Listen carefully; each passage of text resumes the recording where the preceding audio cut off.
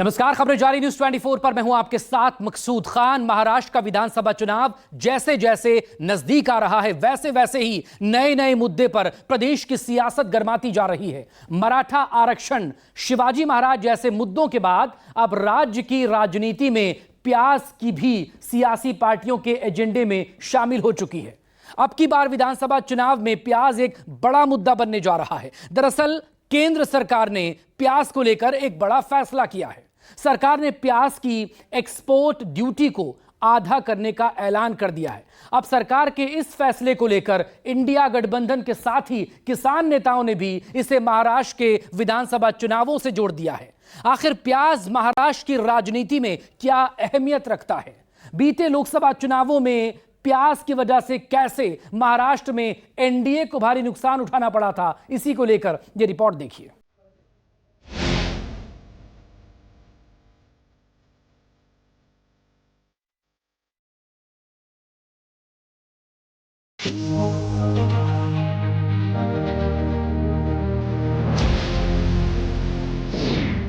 Mahavikas Aghadi versus Mahayuti, BJP ने निकाली जीत की युक्ति।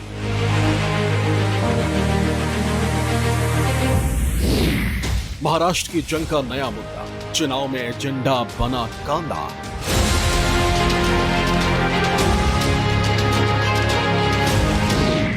महाराष्ट्र की महाभारत कौन जीतेगा, अब की बार प्याज तय करेगा।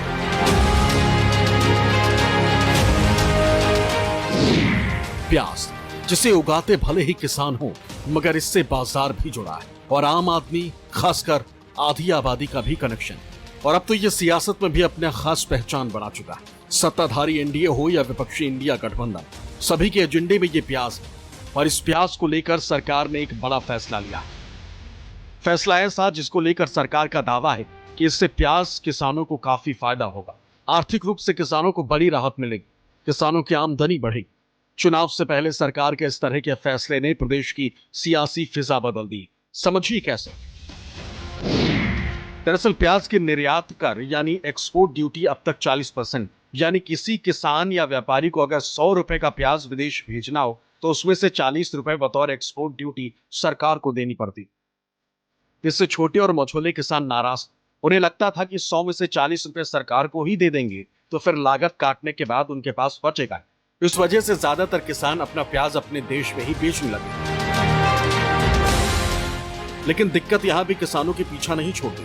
किसानों से औने पौने दाम में प्याज खरीद कर व्यापारी उसे ऊंचे दाम में बाजार में बेचता और जमकर मुनाफा कमाता। पिछले कुछ दिनों से लगातार मुंबई और उसके आसपास के शहरों में प्याज की कीमतों में उछाल जो है, भारी उछाल देखने को मिला है। अगर मुंबई की बात कर लें तो मुंबई के विले पार्ले सब्जी मंडी में जो है प्याज की कीमतें वो लगभग 80 रुपए प्रति किलो पहुंच चुका है। ये जो मेरे हाथ में प्याज देख रहे हैं, थोड़े अच्छे क्वालिटी का प्याज है, तो इसकी कीमत जो है वो 80 रुपए प्रति किलो है। तो वहीं अलग अलग क्वालिटी के हिसाब से ये प्याज 60 रुपए, तो वहीं अगर सफ़ेद प्याज की बात करें तो वो 100 रुपए प्रति किलो के भाव से इस समय मुंबई और उसके आसपास के सब्जी मंडियों में बिक रहा है। जो प्याज सबसे लो क्वालिटी का है उसकी भी कीमत 40 रुपए प्रति किलो है। अब मोटा मोटी तौर पर समझिए, मंडी में जिस प्याज को दुकानदार 80 रुपए प्रति किलो बेचता है उसे उसने व्यापारी से 50 से 60 रुपए किलो खरीदा होता। वही व्यापारी उस प्याज को किसानों से 45 से 50 रुपए प्रति किलो खरीदता है। यानी एक ग्राहक जिस प्याज को 80 रुपए में खरीदता है उसके उत्पादक किसान के हाथ में उसमें से महज 45 से 50 रुपए जाता है। इस वजह से किसानों को लगातार घाटा झेलना होता है। किसान अपनी मांगों को लेकर लगातार प्रदर्शन कर चुके हैं। अपनी मांगों को लेकर किसान सरकार के खिलाफ आंदोलन कर चुके हैं। सरकार पर लगातार दबाव बढ़ रहा था। किसानों के मसले पर सरकार बैकफुट पर आ गई थी। नतीजतन केंद्र सरकार ने एक फॉर्मूला निकाला और एक्सपोर्ट ड्यूटी यानी निर्यात शुल्क को 40% से घटाकर 20% कर दिया। साथ ही प्याज के निर्यात पर लगे न्यूनतम मूल्य सीमा यानी मिनिमम एक्सपोर्ट प्राइस को भी तत्काल प्रभाव से हटा दिया। विदेश व्यापार महानिदेशालय यानी directorate general of foreign trade ने इसके लिए बाकायदा एक नोटिफिकेशन भी जारी किया, जिसमें कहा गया है कि प्याज निर्यात पर मिनिमम एक्सपोर्ट प्राइस की शर्त तत्काल प्रभाव से और अगले आदेश तक के लिए हटा दी गई। सरकार ने पहले न्यूनतम निर्यात मूल्य के तौर पर $550 प्रति टन की सीमा तय की। इसका मतलब ये था कि किसान इस रेट से कम कीमत पर अपनी उपज विदेश में नहीं बेच सकता। पिछले साल अगस्त महीने में सरकार ने प्याज निर्यात पर 31 दिसंबर तक 40% निर्यात शुल्क लगाने की घोषणा की थी, जिसे बाद में बढ़ाकर 31 मार्च 2024 तक कर दिया गया था। इसे लेकर महाराष्ट्र के प्याज किसानों में भारी नाराजगी थी। इसे देखते हुए लोकसभा चुनाव के दौरान मई 2024 में सरकार ने ये निर्यात का प्रतिबंध हटा दिया, लेकिन सरकार ने निर्यात पर बेस प्राइस को बरकरार रखा था, जिसे अभी घटाकर 20% कर दिया गया है। अब सवाल उठता है कि क्या इससे प्याज किसान खुश हैं? क्या किसानों की मांगे पूरी हो गई? क्या एनडीए यानी महायुति किसानों को समझ पाया? क्या इंडिया गठबंधन यानी महाविकास अघाड़ी किसानों को अपने पाले में कर पाएगा? ये तमाम सवाल इसलिए क्योंकि महाराष्ट्र के सिर पर विधानसभा का चुनाव है। महायुति और महाविकास अघाड़ी के बीच सीधा मुकाबला। बीजेपी, शिवसेना और एनसीपी का कांग्रेस, शिवसेना, यूबीटी और एनसीपी शरद के साथ कांटे की टक्कर है। जाहिर है सभी दल प्याज को अपने एजेंडे में शामिल कर चुके हैं। सत्ताधारी गठबंधन इसे भुनाने में जुट गया है। सीएम एकनाथ शिंदे ने अपने सोशल मीडिया हैंडल एक्स पर पोस्ट कर कहा, मैं महाराष्ट्र के सभी प्याज किसानों की ओर से प्याज निर्यात पर न्यूनतम शुल्क हटाने पर प्रधानमंत्री नरेंद्र मोदी को धन्यवाद देता हूं। प्याज पर निर्यात प्रतिबंध पहले ही हटा लिया गया था, लेकिन निर्यात शुल्क लगाया गया। इससे किसानों को परेशानी का सामना करना पड़ा। इस संबंध में मैंने केंद्र से अनुरोध किया था। न्यूनतम निर्यात शुल्क $550 प्रति टन हटाने का फैसला महाराष्ट्र के हजारों प्याज उत्पादकों के लिए एक बड़ी राहत है। इससे प्याज के निर्यात में उल्लेखनीय बढ़ोतरी होगी और किसानों की आय भी बढ़ेगी। प्याज पर मिनिमम एक्सपोर्ट प्राइस समाप्त कर दी है और एक्सपोर्ट ड्यूटी 40 से 20 तक उन्होंने लाई है। इसके कारण प्याज का किसान भी बड़े पैमाने पर लाभान्वित होगा और साथ में जो बासमती राइस है, उस बासमती राइस को भी एक्सपोर्ट की परमिशन तो थी ही, लेकिन उस पर एक्सपोर्ट ड्यूटी थी, उसको 0 कर दिया है। इसलिए हमारा जो धान का किसान है उसको भी इसमें बड़ा फायदा मिलने वाला है। कुल मिलाकर किसानों को एक बहुत बड़ी सौगात हमारे प्रधानमंत्री जी ने दी है। डिप्टी सीएम अजित पवार ने भी इसे किसानों के हित में बड़ा फैसला बताया। उन्होंने लिखा, केंद्र सरकार ने बासमती चावल और प्याज पर न्यूनतम निर्यात मूल्य MEP को खत्म करने का बड़ा फैसला लिया, जिसे घरेलू खाद्यान्न मुद्रास्फीति को कम करने के लिए पिछले साल लागू किया गया। इस फैसले से किसानों को फायदा होगा। खुद प्रधानमंत्री मोदी ने भी सोशल मीडिया एक्स पर पोस्ट कर कहा कि देश की खाद्य सुरक्षा के लिए दिन रात जुटे रहने वाले अपने किसान भाई बहनों के हित में हम कोई कोर कसर नहीं छोड़ रहे। चाहे प्याज का निर्यात शुल्क कम करना हो या खाद्य तेलों का आयात शुल्क बढ़ाना, ऐसे कई फैसलों से हमारे अन्नदाताओं को बहुत लाभ होने वाला है। इनसे जहां उनकी आय बढ़ेगी, वहीं ग्रामीण क्षेत्रों में रोजगार के अवसर बढ़ेंगे। चूंकि चुनाव का माहौल है तो सत्ताधारी दलों के दावों पर विपक्ष ने भी पलटवार किया। महाविकास अघाड़ी में शामिल कांग्रेस और उद्धव ठाकरे की शिवसेना यूबीटी ने चुनाव से पहले सरकार के इस फैसले पर बड़ा सवाल उठाया। चाहे प्याज का किसान हो, सोयाबीन का हो या फिर कपास का हो या फिर और किसी फसल का हो, सबको पता है चुनाव आने लगा है, वोट लगे घटने तो खैरात लगी बटने। ऐसा ये सब चित्र जो है सामने दिखाई दे रहा है। अभी प्याज पर निर्यात मूल्य जो है वो कम कर दिया है, लेकिन वो सिर्फ केवल चुनाव के लिए है, क्योंकि बीजेपी ने कभी भी किसान को मद्देनजर रख किसान के यूनियंस के साथ बात करके कोई नीति नहीं बनाई है। नीति अपने दोस्त व्यापारी उन्हें कैसे फायदा हो इसके हिसाब से बनाई है। किसानों को तो इसका फायदा होगा और सरकार जो फरसान लॉबी थी या जो तेल की लॉबी है उसको झुकी नहीं, लेकिन लेट हो गया। अभी कैसा है कि किसान यहाँ पर पूरे बर्बाद हो गए हैं। केंद्र सरकार ने पहले प्याज के निर्यात पर प्रतिबंध लगाए, $550 प्रति मैट्रिक टन न्यूनतम निर्यात मूल्य की शर्त रखी और 40% एक्सपोर्ट ड्यूटी लगाई, जिसकी वजह से किसानों और निर्यातकों को भारी नुकसान हो रहा था और वो नाराजगी थे। और इसी नाराजगी का झटका केंद्र सरकार को लोकसभा के चुनाव में महाराष्ट्र में लगा था और ऐसा ही झटका शायद आने वाले विधानसभा चुनाव में भी लगेगा, ऐसी उनको आशंका थी। और इसी वजह से केंद्र सरकार ने ये प्रतिबंध हटाए, न्यूनतम मूल्य की शर्त पीछे ली और एक्सपोर्ट ड्यूटी 40% से 20% की। लेकिन केंद्र सरकार ने ये गारंटी अब किसानों को और निर्यातकों को देनी चाहिए कि चुनाव के बाद भी ये ऐसे ही रहेगा और वो निर्यात पर प्रतिबंध नहीं लगाएंगे, एक्सपोर्ट ड्यूटी नहीं बढ़ाएंगे और न्यूनतम मूल्य की शर्त नहीं रखेंगे। आखिर प्याज कैसे महाराष्ट्र के सियासत के कोर एजेंडे में शामिल हो गया? आखिर कैसे राजनीतिक पार्टियों के लिए प्याज इतना बड़ा मुद्दा बन गया? समझिए। आखिर प्याज कैसे महाराष्ट्र के सियासत के कोर एजेंडे में शामिल हो गया? आखिर कैसे राजनीतिक पार्टियों के लिए प्याज इतना बड़ा मुद्दा बन गया है? समझिए। सतारा, नासिक, जलगांव, पुणे, सोलापुर, अहमदनगर, नंदुरबार, धुले, बीड, लातूर, डिंडोरी और शिरूर महाराष्ट्र के ये वो तमाम जिले हैं जिसकी गिनती प्याज बेल्ट में होती है। यानी महाराष्ट्र के इन जिलों के किसान बड़े पैमाने पर प्याज की खेती करते हैं। जाहिर है इन जिलों में प्याज किसानों की आजीविका का एकमात्र साधन है। यहाँ के प्याज किसान किसी भी चुनाव में अपनी खास भूमिका रखते हैं। अभी तो लोकसभा चुनाव को ही देख लीजिए। 48 में से 12 लोकसभा सीटों पर प्याज किसानों की बहुलता है। इनमें से महज 4 सीटें एनडीए यानी महायुति जीत पाई थी, जबकि इंडिया ब्लॉक के हिस्से में 8 सीटें आई। वोट शेयर की बात करें तो एनडीए के खाते में 39.3% वोट आए, वहीं इंडिया ब्लॉक ने जबरदस्त तरीके से इन इलाकों में 50% वोट हासिल किए। यानी प्याज बेल्ट के किसानों ने बीजेपी और उनके सहयोगी दलों को लोकसभा चुनाव में भारी चोट पहुंचाई। लोकसभा चुनाव के दौरान भी प्याज का मुद्दा काफी जोर शोर से उठाया गया था।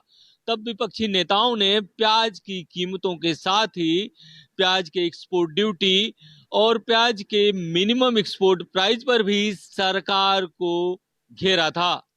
नतीजा ये हुआ कि प्याज के किसान एनडीए से छिटक गए और महाविकास अघाड़ी के उम्मीदवारों के पक्ष में जमकर वोट किए। चुनाव के बाद इसका दर्द अजीत पवार की जुबान से भी छलका था। लोकसभा चुनाव के बाद अजीत पवार को एक रैली में यहां तक कहना पड़ा कि अब की बार प्याज ने रुला दिया। कापूस, सोयाबीन, दूध आणि कांदा, त्या कांद्यानी तर अक्षरशः सगळ्यांना रडवलं। अक्षरशः उत्तर महाराष्ट्रामध्ये रावेर आणि जळगाव जर सोडली तर सगळ्याच्या सगळ्या जागा पडल्या, रवींद्रजी पडल्या। त्याला एकमेव कारण म्हणजे इतर पण कारणं आहेत मी घेतली, पण त्याच्यात कांदा हे महत्वाचं कारण होतं। माना जा रहा है कि इस प्याज की वजह से बीते लोकसभा चुनाव में बीजेपी और उनके सहयोगी दलों के तमाम कद्दावर नेताओं को संसद से बाहर का रास्ता देखना पड़ा। डिंडोरी में बीजेपी के केंद्रीय मंत्री भारती प्रवीण पवार से लेकर बीड में पंकजा मुंडे तक को प्याज किसानों की नाराजगी का खामियाजा उठाना पड़ा। प्याज उगाने वाली महत्वपूर्ण आबादी वाले अन्य प्रमुख निर्वाचन क्षेत्रों जैसे धुले, अहमदनगर, नंदुरबार, बारामती, बीड, लातूर, मावल, शिरूर, सोलापुर, शिरडी और उस्मानाबाद में भी एनडीए का प्रभाव अब की चुनाव में खत्म हो गया। ऐसे में प्याज किसान नेताओं का मानना है कि सरकार ने यह फैसला आगामी विधानसभा चुनाव को लेकर लिया है। इससे किसानों का कुछ खास फायदा नहीं होने वाला है।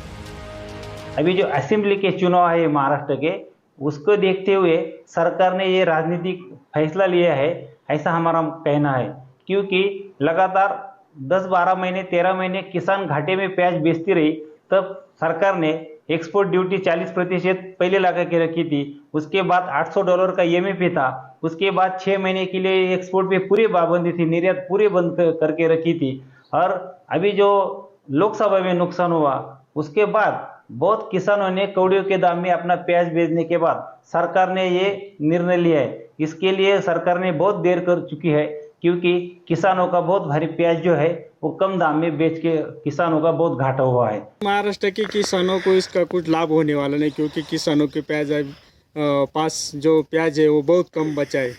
20-25% खाली प्याज किसानों के पास है। और जो अभी इसका फ़ायदा होने वाला है, जो आंध्रा का नया प्याज आएगा, कर्नाटक का आएगा, अलवर का आएगा, उस किसानों को ज़्यादा फ़ायदा होगा। लेकिन महाराष्ट्र के किसानों को उसका फ़ायदा होने वाला नहीं, क्योंकि प्याज ही बची नहीं है अभी किसानों के पास। ऐसे में सवाल यह है कि केंद्र सरकार के फैसले से आने वाले महाराष्ट्र विधानसभा चुनाव में कितना असर पड़ेगा, ये भी समझ लीजिए। ये केवल और केवल महाराष्ट्र के विधानसभा चुनावों को मद्देनजर रखते हुए किया है।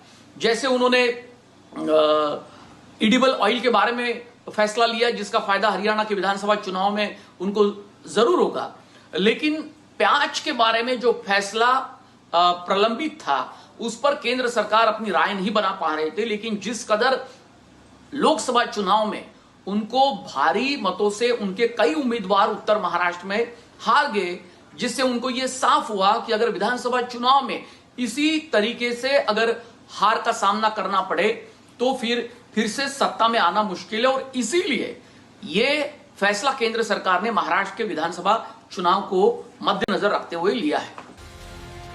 जोन वाइज देखें तो वेस्टर्न महाराष्ट्र और विदर्भ में सबसे ज्यादा किसान प्याज की खेती करते हैं। जहां बीते लोकसभा चुनाव में वेस्टर्न महाराष्ट्र की 11 में से इंडिया अलायंस में शामिल कांग्रेस को 2, शिवसेना यूबीटी को 0 और एनसीपी शरद पवार गुट को 4 सीटें मिली थी।